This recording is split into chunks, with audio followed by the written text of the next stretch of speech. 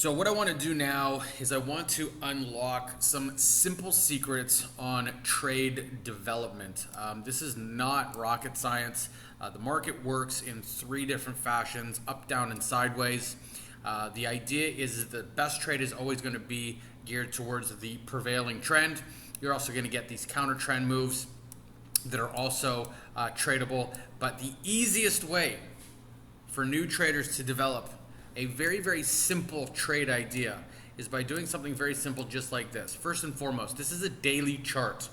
This is the S&P 500 E-mini futures, okay? So essentially what you want to do, very, very simply, is if you look at today's price action, okay, what you want to do is you want to look at yesterday's high and low. Very, very, very simple stuff. So what we're going to do is we're going to look at yesterday's high and we're going to look at yesterday's low. Now you want to do this before the markets open.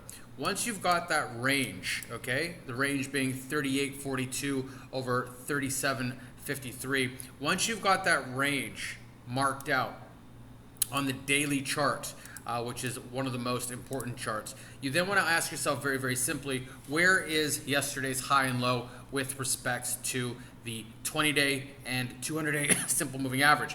You'll see that the low is below the 20-day and the 200, and so the highest probability trade would theoretically be below that. However, there is going to be a short-term counter trend play that you could trade on the long side of the market. So again, assuming that none of this happened today, and this is all we're looking at, we want to know the high and the low, excuse me, of yesterday's trading session. From there, we want to get down maybe to a 3-minute chart. I prefer 2. And then what we want to do is we want to go to the far hand side of the chart, and just going to open this chart up a little bit.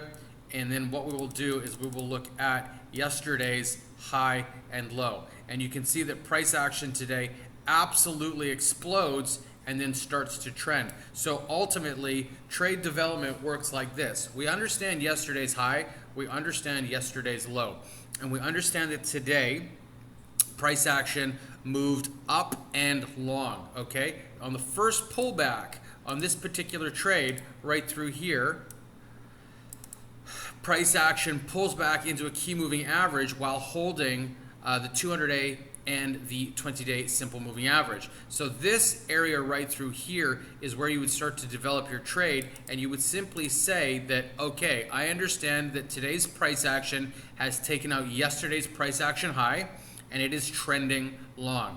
Not only is it trending long, but it's holding that 200 and 20-day simple moving average. This is the first pullback that we're seeing right through here. So as price action rallies, we probably want to look at this level right through here as an entry point, and then from there we can get long. And that is exactly how you would create a very, very simple trade idea. You're looking at the overall trend of the market, you're looking at prior day's high and low, and when there's range expansion on either side of that high or low, you would then look to participate in that intraday momentum-based direction. And how do we do that? We wait for the direction to be proven, and when we get a light pullback like so, we then want to gear our attention towards where's the best area to get long in this particular situation, and you can see that it's squeezed that level. Now if you placed your stop right down through here at the bottom of this pivot, you can see that price action does a great job of rallying, and you very well could have taken this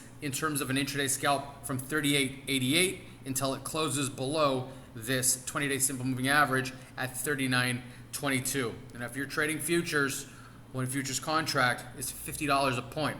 So you subtract 39.22 by 38.89, that's going to give you a number, multiply that by $50 on a per one contract basis, and that's how much you could have scalped on this particular trade. That is a very, very simple way to create a trade idea.